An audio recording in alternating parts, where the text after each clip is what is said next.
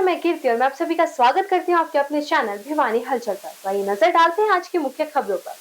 उपायुक्त नरेश नरवाल ने मंगलवार को स्थानीय लघु सचिवालय परिसर में युवा जागृति एवं जन कल्याण मिशन ट्रस्ट द्वारा नशे से दूर रहने, पानी व पर्यावरण संरक्षण को लेकर निकाली जा रही संकल्प रथ यात्रा को हरी झंडी दिखाकर रवाना किया। इस दौरान डीसी श्री नरवाल ने विशेषकर युवाओं से नशे से दूर रहने का आह्वान भी किया।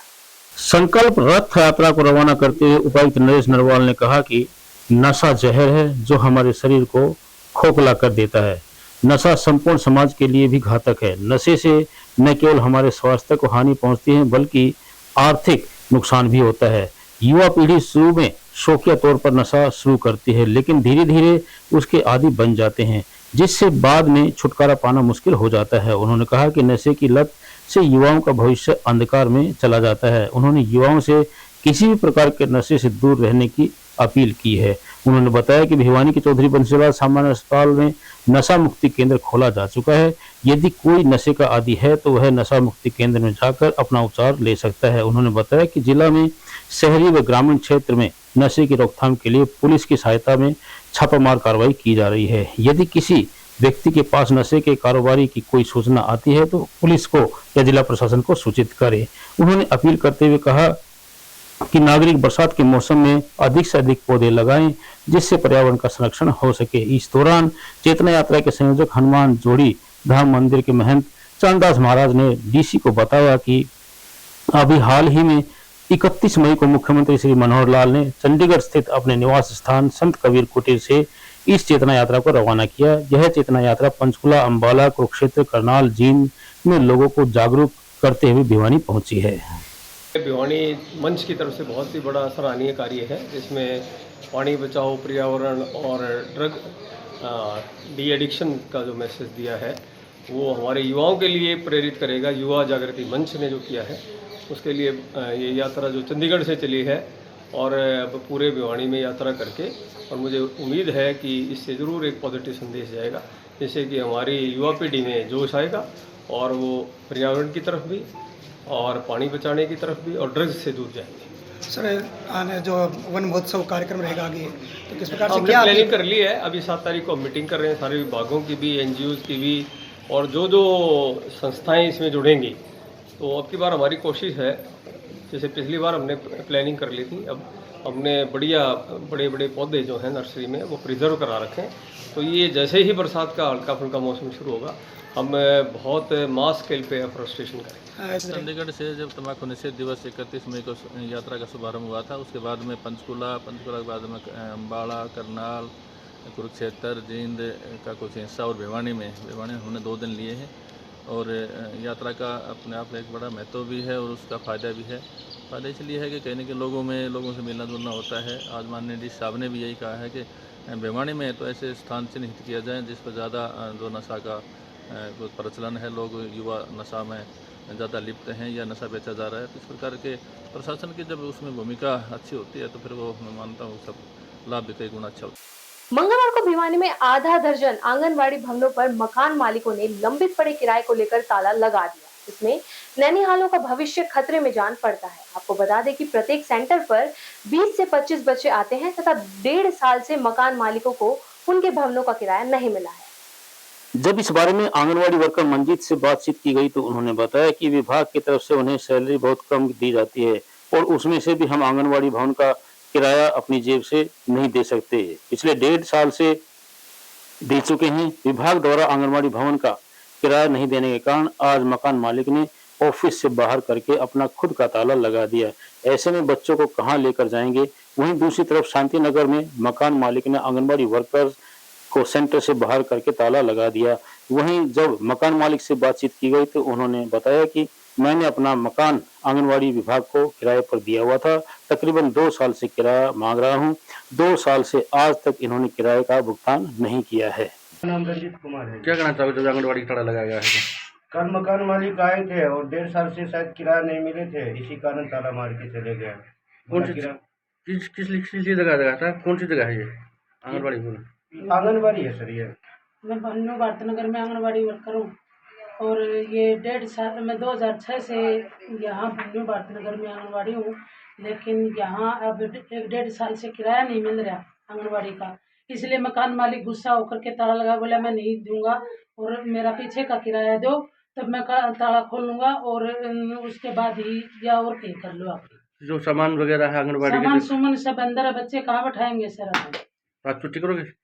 छुट्टी तो नहीं करेंगे, यहाँ तो बैठेंगे, बाहर बैठेंगे, तुझे बड़ा कारण किस लिए है? उससे बात करेंगे और क्या करें। प्रशासन क्या करे आज आपकी बारिश बारे में? प्रशासन तो बोल रहा है कि सीडीपी और पीओ मैडम बोल। ये शांति नगर की आंगनवाड़ी है और मेरा नाम संतोष है और 2018 मैंने इनसे मकान लिया था किराए पे। तो पहले हमारा मानदेय पूरा आता था तो उसमें से मैं इनको देती रही थी। अब 1.5 साल से हमारे तनख्वाह भी पूरी नहीं आ रही तो उसमें से मैं इनका किराया नहीं दे पा रही और 1.5 साल से किराया नहीं आ रहा। अब मकान मालिक रोष में है, इन्होंने अपना ताला लगा दिया और ये कह रहे हैं जब तक किराया नहीं दोगे ना सामान उठाने दूंगा ना यहाँ बैठने दूंगा।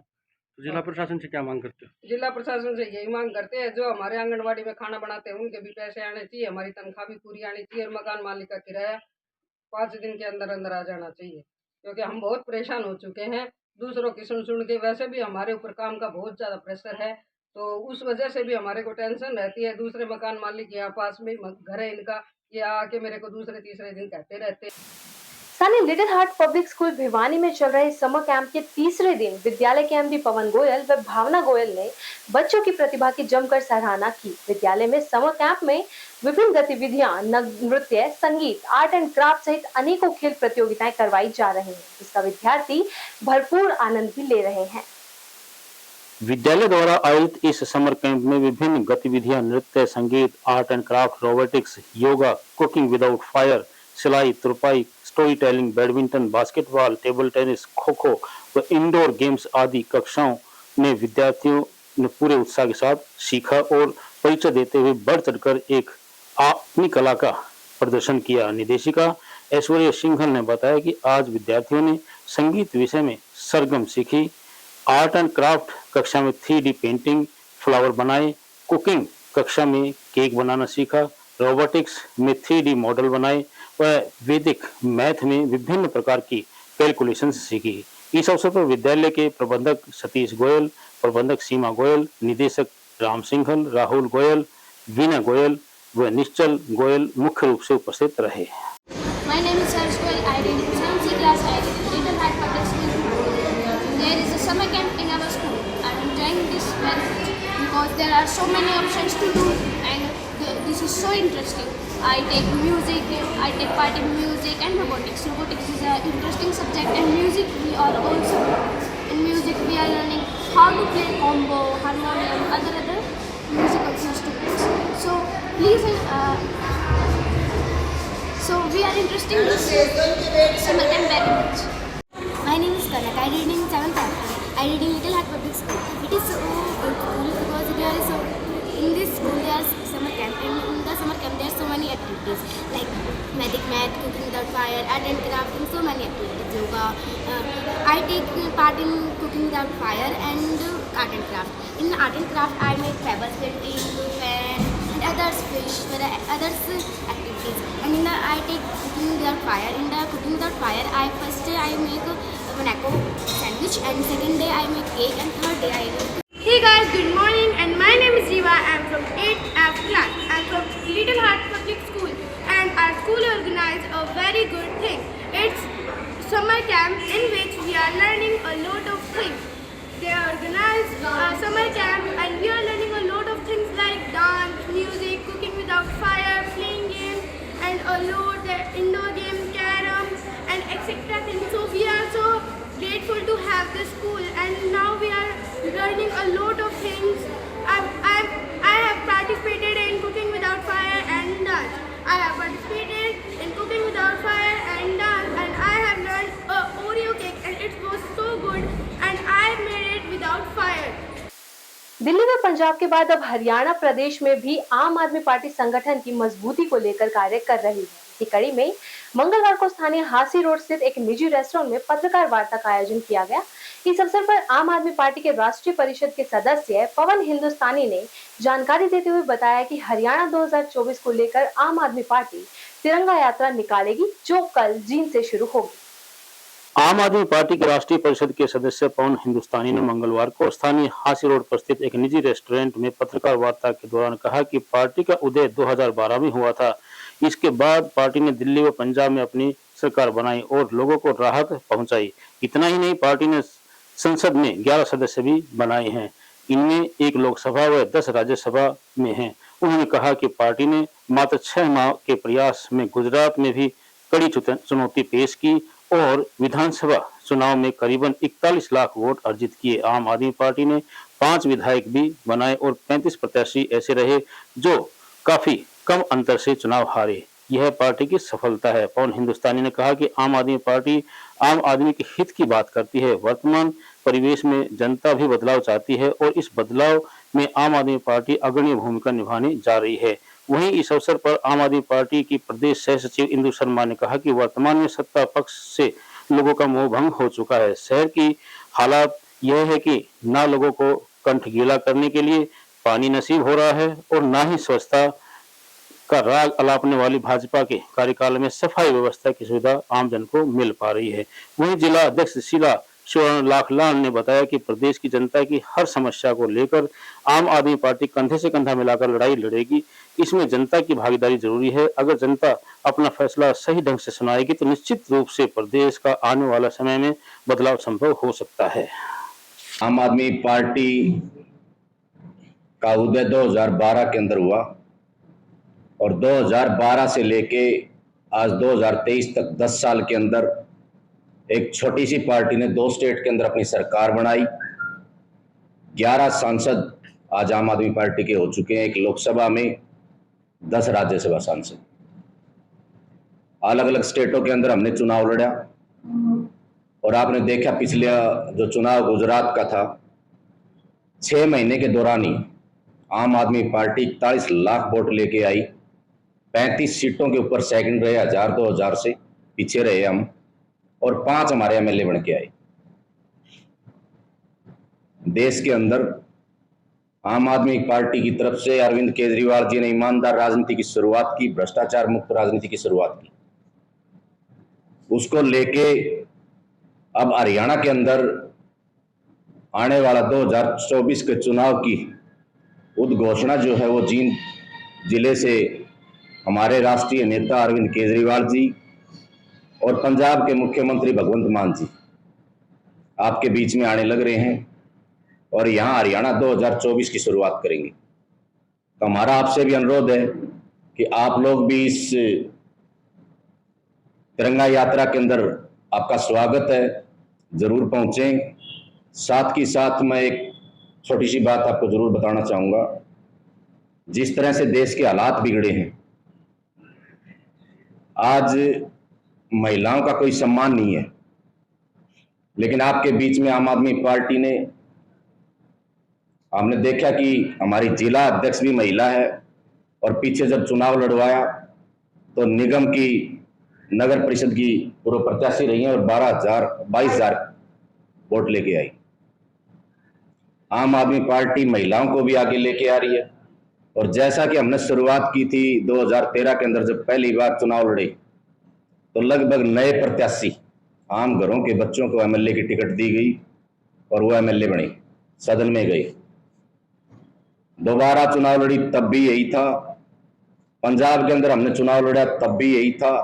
आम आदमी पार्टी एक नई राजनीति की शुरुआत करने के लिए आपके बीच में भिवानी की जनता से अनुरोध करने आए हैं कि 8 जून को जो अरविंद केजरीवाल जी और भगवंत मान जी का जो तिरंगा यात्रा है उसे ज़्यादा से ज़्यादा संख्या में पहुंच के सफल बनाइए। देखिए, हम लोग बदलाव चाहते हैं, हम लोग आप लोगों के हकों की लड़ाई लड़ रहे हैं, तो आपसे ये हम अपेक्षा कर सकते हैं कि आप लोग हमारा साथ दें। आज देखिए देश के हालात क्या हैं। कौन सा ऐसा वर्ग है जो इस बीजेपी सरकार से परेशान नहीं है। किसान ले लीजिए, मजदूर ले लीजिए, कमेरा वर्ग ले लीजिए, कर्मचारी ले लीजिए। मैं एक महिला हूँ, महिलाएं भी इतनी परेशान हैं। आज हमें पता है हम अपनी रसोई कैसे चला रहे हैं, बजट एकदम गड़बड़ाया हुआ है। सभी वर्ग इस बीजेपी सरकार से परेशान है। लोकतंत्र को ये धराशाही करने में लगे हुए हैं, संविधान की रोज धज्जियां उड़ा रहे हैं। देखिए, पवन जी ने पहले भी कहा कि अगर अब की बार अगर ये बीजेपी सरकार 2024 में फिर से आ गई तो शायद लगता है वोट का अधिकार भी आप लोगों से छीन लिया जाए। फिर हम कहाँ जाएंगे, किसके आगे हम अपने हकों की बात करेंगे। तो देखिए, हम आपके हकों के लिए, आपके अधिकारों के लिए लड़ाई लड़ रहे हैं और सबसे आपसे ये अनुरोध करना चाहते हैं कि आप हमारा साथ दीजिए और ज़्यादा से ज़्यादा संख्या में जींद पहुंचिए और इस तिरंगा यात्रा को सफल बनाइए। आम आदमी पार्टी चुनाव से पहले जो वादे करती है उन वादों पर कार्य करके दिखाती है। आम आदमी पार्टी ने दिल्ली में जो चमत्कारी कार्य किए हैं उससे आप सब परिचित हैं, विदित हैं। चुनाव से पहले बीजेपी भारतीय जनता पार्टी लुभाने वादे करती थी, सबका साथ सबका विकास। भारतीय जनता पार्टी ने साथ सबका लिया, आम व्यक्ति का साथ लिया, लेकिन विकास अपने साथियों का, अपने संबंधियों का, अपने रिश्तेदारों का किया। भारतीय जनता पार्टी ने अपने साथियों का, सगे संबंधियों का कोठियों बना के और फैक्ट्रियों का बड़ा निर्माण करके विकास किया है। हमारी आम जनता, बूढ़ी जनता को बेवकूफ बनाने का कार्य किया है। मैं आज प्रेस कॉन्फ्रेंस के माध्यम से आम व्यक्ति को यही कहना चाहूंगी कि आप जागिए, समय आ चुका है। अगर आप चाहते हो कि हमारे हरियाणा में भी दिल्ली और पंजाब की तरह विकास हो, हमारे हरियाणा में भी दिल्ली और पंजाब की तरह रोजगार हो। मार्ग निर्माण कार्य नगर परिषद की बजाय लोक निर्माण विभाग में स्थानांतरित करवाने की मांग को लेकर जारी धरना मंगलवार को छठे दिन में प्रवेश कर गया। इन सब के बावजूद भी प्रशासन इस ओर कोई ध्यान नहीं दे रहा, जिसके कारण क्षेत्रवासियों का गुस्सा निरंतर बढ़ता जा रहा है। वहीं जसपा जिला अध्यक्ष व हरियाणा युवा आयोग सीएम ने जल्द ही मार्ग के पुनर्निर्माण का आश्वासन भी नागरिकों को दिया। मंगलवार को धरना स्थल पर जननायक जनता पार्टी के जिला अध्यक्ष जोगिंदर बागनवाला व हरियाणा युवा आयोग के चेयरमैन मुकेश गौड़ पहुंचे, जिन्होंने आश्वासन दिया कि जल्द से जल्द इस मार्ग को नगर परिषद से पीडब्ल्यूडी बीएंडआर विभाग में स्थानांतरित करवाकर पुनर्निर्माण कार्य करवाया जाएगा। इसके अलावा अंबेडकर शिक्षा सुधार समिति ब्रिजवासी कॉलोनी ने भी धरने को समर्थन दिया। धरने को संबोधित करते हुए महापंचायत प्रधान अशोक यादव व पार्षद शिव कुमार गोठवाल ने कहा कि क्षेत्रवासी स्थानीय विनोद रोड को नगर परिषद से इस मार्ग को न बनवाकर पीडब्ल्यूडी बीएंडआर विभाग से बनवाना चाहते हैं, क्योंकि कृष्णा कॉलोनी स्थित रेडियो फाटक बनने पर यह मार्ग लिंक रोड रहेगा तथा यहां पर वाहनों की आवागमन बढ़ जाएगा, जिसके बाद इस मार्ग पर उच्च गुणवत्ता व मटेरियल लगाए जाने की आवश्यकता है, जिसके लिए लोक निर्माण विभाग ही सही है। इसलिए क्षेत्रवासी नगर परिषद के बजाय लोक निर्माण विभाग से इस मार्ग को बनवाने की मांग कर रहे हैं। उन्होंने कहा कि जिला प्रशासन पूरी तरह से उनकी समस्याओं एवं मांगों की अनदेखी कर रहा है, जिसका खामियाजा नागरिकों को भुगतना पड़ रहा है। Baljeet Singh Gill, retired SDO PWD B and R से जी, इस क्षेत्र का निवासी हूं मैं। और कहना तो यही चाहेंगे आपके माध्यम से प्रशासन तो कोई चेताया है ही नहीं, क्योंकि देखो मेन तो यही है कि ये एक सड़क की रिकंस्ट्रक्शन का मामला है, कोई ऐसा है नहीं भाई नई सड़क की डिमांड है, नए पुल की डिमांड है, कोई ऐसे तो मामला है ही नहीं। ये तो एक सरकार प्रशासन का दायित्व है पहले तो, कि भाई ये जब सड़क टूटी पड़ी है इसके ऊपर कम से कम 10-12 गांव पड़ते हैं, ये 60,000 की आबादी है, ये इससे आना जाना शहर का इसी के थ्रू है, तो ये तो प्रशासन की जिम्मेवारी है पहले तो। मैं तो समझूंगा कि प्रशासन का फेल्योर है ये, कि भाई इस तरह का काम तो अपना आप ही करना चाहिए था, इसके लिए धरने की जरूरत नहीं होनी चाहिए थी, फिर भी हमें मजबूरन जो है ना ये धरना पड़ेगा। हमने जी बीजेपी के का 3 बार विधायक बना दिया यहाँ से, और बड़ी उम्मीद थी कि बीजेपी सरकार बनेगी और हमारे जो है ना मोहल्ले का इन चारों वार्डों का विकास होगा, लेकिन शायद वो हमारी भूल थी। और अब अगर हमारी इस समस्या का हल नहीं होया तो अब की बार बीजेपी को वोट हम नहीं देंगे। उसमें विधायक और एमपी दोनों सोच लें, अगर वो किसी घमंड में या कोई मुखालते में रह रहे हो तो वो बहम निकाल दें। ये 60,000 की आबादी है, अब की बार वोट नहीं देंगे। या तो वो इनमें विधायक या एमपी यहाँ आके हमें आश्वासन दे और अब कुछ समाधान निकाले, नहीं तो अब की बार ऐसा काम कर देंगे कि दोबारा जो उन्होंने राजनीति करने के लायक नहीं छोड़ेंगे हम। भाई हमें कम से कम 6 दिन से यहाँ दिनोद रोड पर धरना दिए हुए हैं। या हमारी महापंचायत के कम से कम 100-150 सदस्य हैं और 60,000 की यहाँ आबादी है, और कुछ बात नहीं है, कोई लेना नहीं है। ये चाहते हैं कि ये लोग लाइन पार्क क्षेत्र के लोग ऐसे ही हैं, बिना मांगे इनको वोट मिल जाते हैं। मेरा कहना ये है कि हम एक छोटी सी मांग लेके यहाँ 6 दिन से इतनी 45 का टेम्परेचर में यहाँ धूप में बैठे हैं, मगर प्रशासन हमारी कोई सुध नहीं ले रहा। हमारी मांग क्या है, हम नगर परिषद से ये रोड कन्वर्ट करवा के बीएंडआर से बनवाना चाहते हैं, कि वो 2 महीने बने, 3 महीने बने। हमारी एक ही मांग है छोटी सी, कि जो इसको रोड को बीएंडआर के माध्यम से बनाया जाए, क्योंकि 52C पे ORV बन रहा है, जिसके 2-4 महीने में तैयार हो जाएगा। उसके बाद में यहाँ लोड बढ़ जाएगा। पहले तो अप्रोच रोड था, अब ये हाईवे रोड बनने की तैयारी में है। क्योंकि लोड बढ़ने से यहाँ व्हीकल बढ़ेगा तो वो रोड नगर परिषद के द्वारा बनाया हुआ रोड हम नहीं चाहते कि वो उससे उसकी गुणवत्ता ठीक हो सकती है। हम ये सभी लाइन बार 76 के और महापंचायत के लोग चाहते हैं कि इस रोड को बीएनआर के माध्यम से बनाया जाए। हमने मंगलवार को कृषि विज्ञान केंद्र की फसल विशेषज्ञ डॉक्टर योगिता बाली ने भिवानी हलचल के साथ जानकारी साझा करते हुए किसानों को फसलों के रखरखाव, सिंचाई व कीटनाशक को लेकर अनेकों महत्वपूर्ण जानकारियां साझा की। कहा कि जून माह में किसान अपनी कपास की बिजाई ना करें व पूरे एहतियातन बरतें। रोग प्रबंधन के बारे में डॉक्टर योगिता बाली ने कहा कि जड़ गलन रोग से प्रभावित पौधों के आसपास के स्वस्थ पौधों में कारवां डीजे 2 ग्राम प्रति लीटर का घोल बनाकर 400 से 500 मिलीलीटर जड़ों में डाल बीमारी से सूखे पौधों को उखाड़ दें ताकि बीमारी को आगे बढ़ने से रोका जा सके।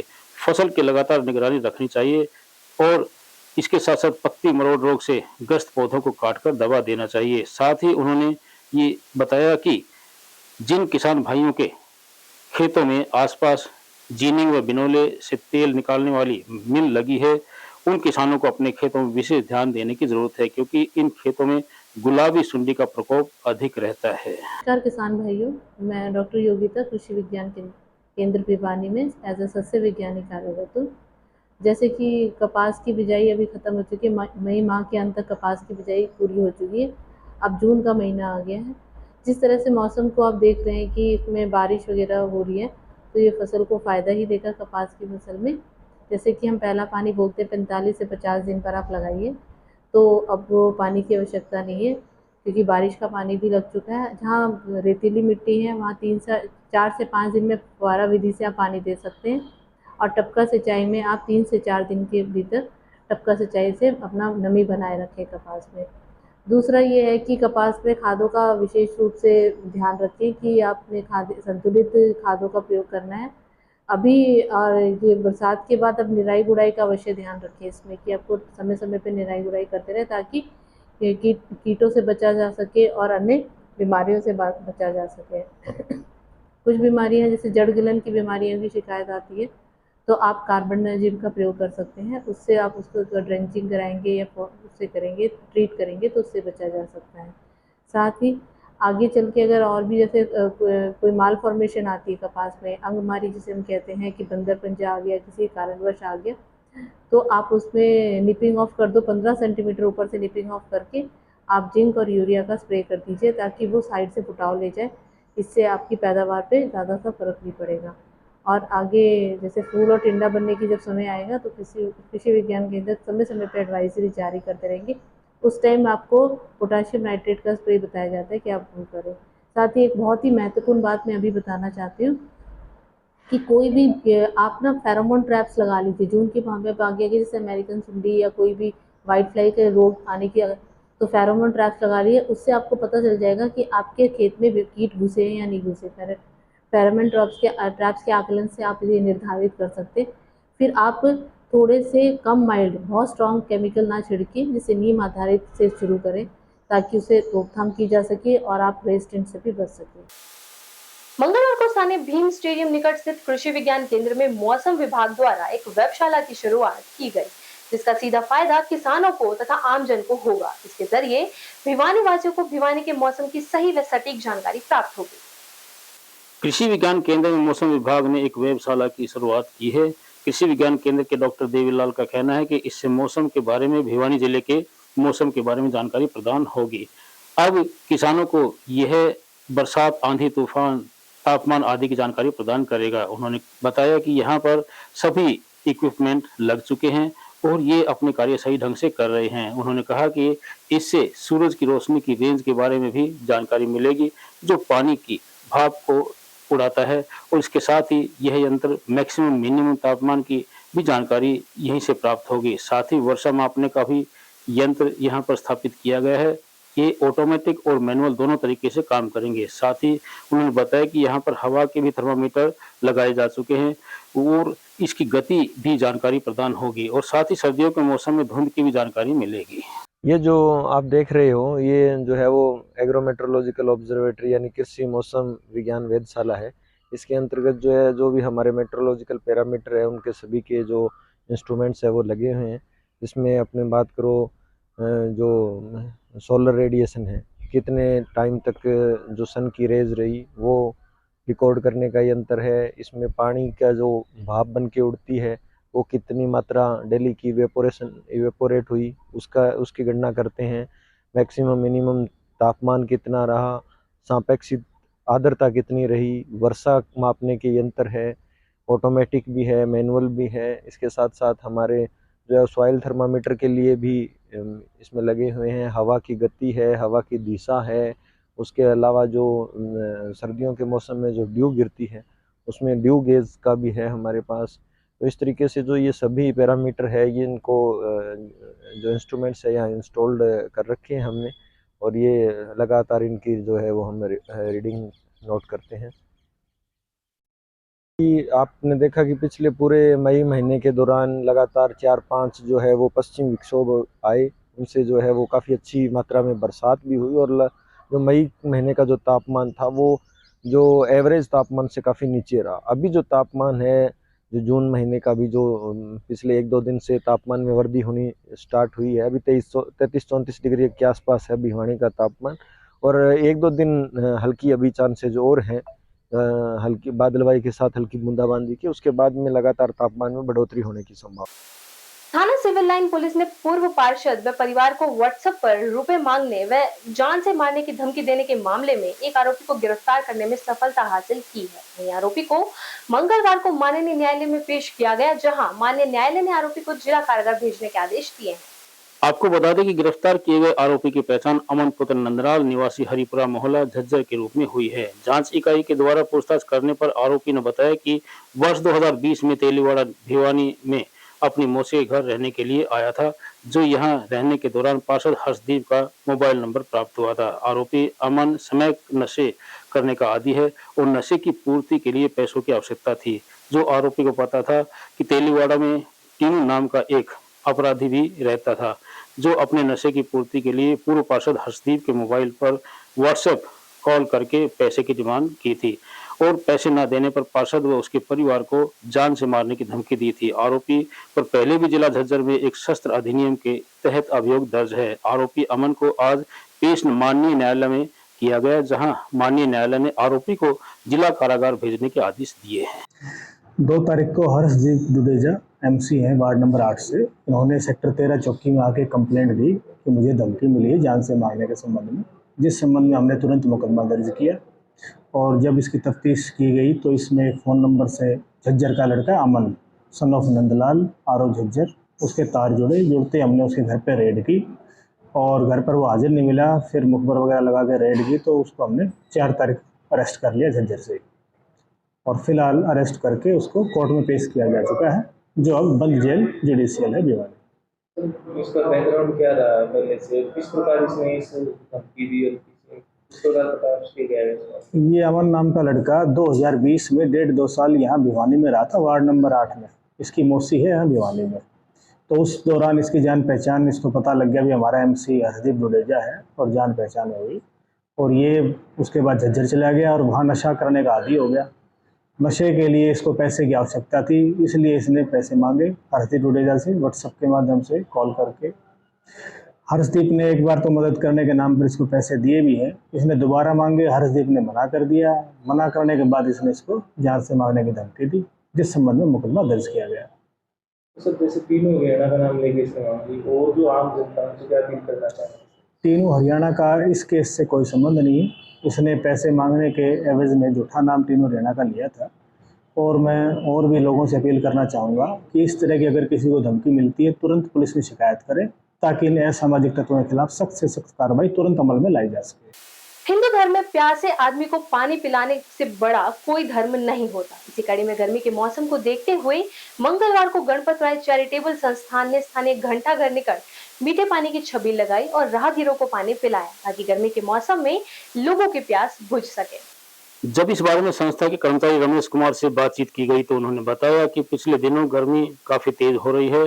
पहले लोग प्याऊ लगाते थे ताकि शहर में आने जाने वाले लोग गर्मी के मौसम में पानी पी सके। ऐसी गर्मी में तापमान की बढ़ोतरी को देखते हुए गणपत राय सेवा सदन संस्था द्वारा मीठे पानी की छबील लगाई गई है। आने जाने वाले राहगीरों को पानी पिलाया गया है। इस प्रकार की छबील लगाने से इस गर्मी के मौसम में लोगों को पानी की आवश्यकता की पूर्ति होती है। छोटे बच्चों को ज्यादा आवश्यकता होती है, पानी पिलाने से पुण्य भी मिलता है। उन्होंने कहा कि हम तो शहरवासियों से अपील भी करते हैं कि गर्मी के मौसम में किसी न किसी संस्था द्वारा आने जाने वाले राहगीरों के लिए मीठे पानी की छबील लगानी चाहिए। आज की गर्मी का मौसम देखते हुए कनपत्र लोहारी वाला ट्रक ने यह मीठे पानी की छबील लगाई है और यह कई वर्षों से सेवा करती आ रही है और ऐसा मौसम रहा, साफ रहा तो वो पानी पिलाते रहेंगे। मौसम को देखते हुए कनपत्र मातृ सेवा सदन की तरफ से, लोहारी वाले की तरफ से ये पानी पिलाया जा रहा है। गर्मी का ऐसा मौसम रहा है तो और भी पानी पिलाया जाएगा। खबरों का सिलसिला यूं ही जारी रहेगा। मुझे और भिवानी हलचल की टीम को दीजिए इजाजत और बने रहिए आपके अपने चैनल भिवानी हलचल के साथ।